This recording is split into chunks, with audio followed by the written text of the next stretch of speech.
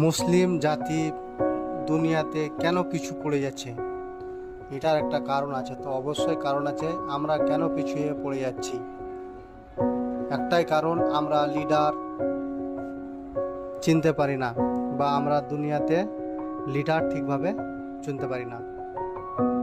আমরা মুসলমানেরা যদি ইচ্ছা করে যে আখিরাতেও সেরা এবং এই দুনিয়াতেও সেরা হওয়া যায়, ওই সেরা হওয়ার জন্যে আপনার তিনটে কাজ করতে হবে।